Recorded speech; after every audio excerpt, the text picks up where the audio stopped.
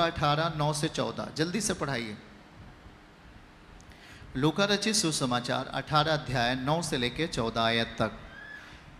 उसने कितनों से अपने ऊपर जो अपने ऊपर भरोसा रखते थे कि हम धर्मी हैं, औरों को तुच्छ जानते थे, प्रभु ने एक उदाहरण दिया और क्या कहा? 2 मनुष्य मंदिर में प्रार्थना करने के लिए गए। यहाँ 2 मनुष्य तो हो नहीं, यहाँ तो बहुत लोग हो कि नहीं हो? चलो, आप प्रार्थना करने के लिए मंदिर में आए हो तो प्रभु आपसे बात कर रहा है। ये मंदिर है जहाँ प्रार्थना करने। मंदिर का मतलब क्या होता है मालूम है? मंदिर का अर्थ क्या होता है? जानते रहो, पवित्र स्थान। मंदिर का मतलब 2 मनुष्य मंदिर में प्रार्थना करने के लिए गए। एक फरीसी था, दूसरा चुंगी लेने वाला। आगे, फरीसी खड़ा होकर अपने मन में यूं प्रार्थना करने लगा, हे परमेश्वर, मैं तेरा धन्यवाद करता हूँ, मैं और मनुष्यों की नाई अंधेर करने वाला, अन्यायी, बेभिचारी नहीं हूँ, और ना ही तो मैं इस चुंगी लेने वाले के समान हूँ। ये एक पहला इंसान प्रार्थना कर रहा है। दूसरा इंसान, और फिर वही कहता है, पहला इंसान ही कह रहा है कि मैं सप्ताह में 2 बार उपवास रखता हूँ, सब कमाई का 10वां अंश देता हूँ। Very good. परंतु चुंगी लेने वाले ने दूर खड़े होकर, एक पापी इंसान दूर खड़े होकर स्वर्ग की ओर आंख उठाना भी ना चाहा, और वरन अपनी छाती पीट पीट कर कहा, हे परमेश्वर, मुझ पापी पर दया कर। और फिर तुरंत वहां लिखा क्या है, जल्दी से, मैं तुमसे कहता हूं कि वह दूसरा नहीं परंतु यही मनुष्य धर्मी ठहराया जाकर अपने घर गया। क्योंकि जो कोई अपने आप को परमेश्वर के राज्य में बड़ा बनाएगा वो छोटा किया जाएगा, और जो अपने आप को छोटा बनाएगा वो बड़ा किया जाएगा। आमीन। तो कभी कभी ऐसा होता है, 25 ग्रामों वाला आदमी 100 ग्राम वाले को गाली देता है।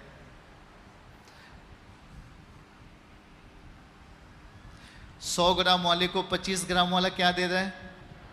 तो बेचारा क्यों सुन लेता है? वो चाहे तो उसे हरा सकता है, उस पर प्रबल हो सकता है, लेकिन वो उससे जानता है कि आदमी अभी अज्ञान है। वो फिर उसके गाली का जवाब नहीं देता, क्योंकि उसकी भक्ति क्या है? आत्मिक है। आमीन। बोलिए। 2 आदमी मंदिर में प्रार्थना करने के लिए गए। पहला आदमी फरीसी था जो प्रार्थना कर रहा था, और वो प्रार्थना करते करते सारी चीज़ें वो अपने जीवन में फॉलो कर रहा था, जैसा कि आप लोग भी करते हैं। आप उपवास रखते हैं, आप अपनी कमाई का 10वां देते हैं, आप बीज बोते हैं, सब कुछ उसका सही था, उसने कोई गलत काम नहीं किया। लेकिन एक चीज़ उसके अंदर गलती थी, मालूम है क्या? वो उस व्यक्ति के ऊपर उंगली कैसे उठा रहा था? उसकी जो प्रेयर लाइन थी, उसका जो भाव था, वो अहंकार पूर्ण था। उसमें दया, उसमें नम्रता नहीं थी। जरा ध्यान से सुनिए। आप किसी उच्च अधिकारी के पास आप जाएं अपनी शिकायत लेकर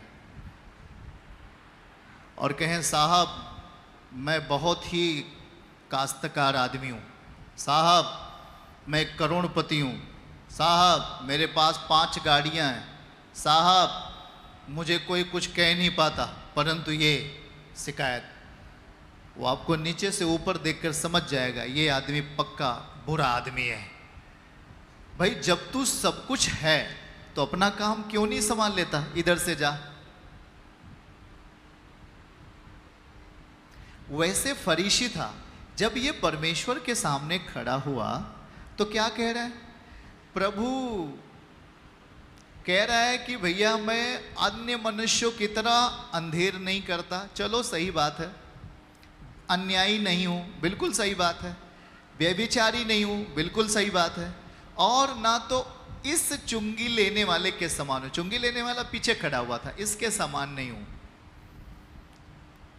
ये कहकर फिर क्या कहता है कि मैं अपनी कमाई का 10वां राइट टाइम पे देता हूं, और 1 सप्ताह में 2 बार उपवास रखता हूं। ये नियम सही है। बोलो, नियम सही है।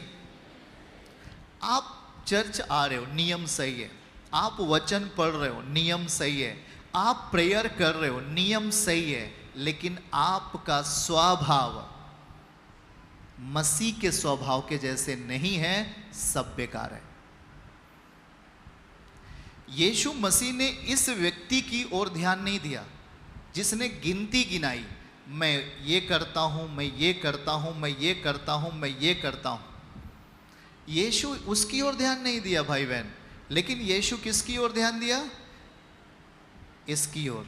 छाती पीट पीट कर कहा, मुझ पापी पर दया कर। आप परमेश्वर के सामने अपनी क्वालिटी गिना रहे हो। अपनी क्वालिटी गिनाकर उसके सामने तुम क्या साबित करना चाहते हो? हम आप एक मनुष्य हैं, हमारे आपके पास एक ही रास्ता होता है। आप बहुत धनवान बन जाओ, लेकिन आखिर में आपको दया की ज़रूरत पड़ेगी, इतना सोच लेना।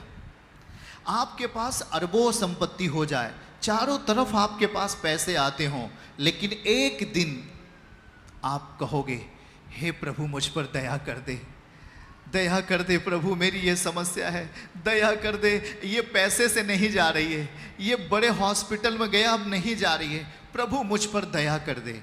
और वही आप पर दया करता है। सही है कि नहीं?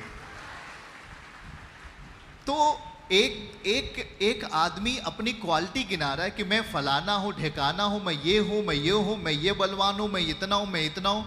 प्रभु उसकी ओर नहीं देखा, लेकिन प्रभु देखा किसकी ओर? यही तो प्रार्थना का आकार मैं आपको समझा रहा हूं। आज प्रभु कह रहा है, मैं आपको बुरे काम से छुड़ाऊंगा और स्वर्ग राज्य में ले जाऊंगा। ये कैसे होगा? ऐसे होगा, फरीसी की तरह प्रार्थना करने वाला व्यक्ति वो सारा नियम पूरा करता था, वचन पढ़ता था, पवित्रताई में जीता था, अपना नियम से टाइट बोता था, दशवंश बोता था, बुराई नहीं करता था, अन्याय नहीं करता था, लेकिन प्रभु उसे नहीं चाहा। हेलो भाई, जवान लोग सुन रहे हैं? प्रभु उसे नहीं चाहा। कारण मालूम है? क्योंकि उसके हर शब्दों में अहंकार था, उसके हर शब्दों में प्रार्थना का स्वभाव नहीं था, उसके हर नेचर में, उसकी हर बातों में प्रार्थना का आकार। प्रार्थना का मतलब क्या होता है? जब आप एक जिला अधिकारी के सामने जाते हैं, जब आप एक एसडीएम के सामने जाते हैं, जब आप कोई भी आईएएस, पीसीएस, आईपीएस के अधिकार युक्त व्यक्ति के सामने जाएंगे, आप कैसे प्रार्थना करेंगे? आप लेटर पैड पे आप लेटर लिख के जाते हैं कि नहीं लिख के जाते हैं? आप सविनय निवेदन है, प्रार्थी लिखते हैं कि नहीं लिखते हैं? वह क्यों लिखते हैं? किसके सामने लिख रहे हैं? किसी साधारण व्यक्ति के सामने लिख रहे हैं क्या आप? वो एक अधिकार में है व्यक्ति, और वो अपने अधिकार से आपको पोषित कर सकता है, वो अपने अधिकार से आपको ऊंचाई दे सकता है, वो अपने अधिकार से आपको सुरक्षा दे सकता है, वो अपने अधिकार से आपको बचा सकता है। इसलिए उसके सामने जाने पर आप लिखते हो प्रार्थी फलाने, प्रार्थी फलाने, है ना? लिखते हो कि नहीं लिखते हो? हम प्रार्थना करते हैं, एक उच्च अधिकारी से हम प्रेयर करते हैं, हमारा निवेदन है, हमारी विनती है कि साहब हमारा ये काम पूरा कर दीजिए। तब वो अपने अधिकार से आपके प्रार्थना के काम को पूरा करता है। अब समझिए कि ये फरीसी की प्रेयर क्या थी।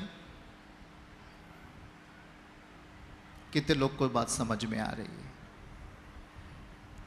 और जो चुंगी लेने वाला था उसको पता था मैं पाप में हूं, इसलिए परमेश्वर के सामने अपनी काबिलियत गिनाने से अच्छा है कि हे प्रभु, अगर मैं आज जिंदा हूं तो तेरे बदौलत, शाम को सोया अगली सुबह उठा तेरे बदौलत, तूने मुझे जीवन दिया है।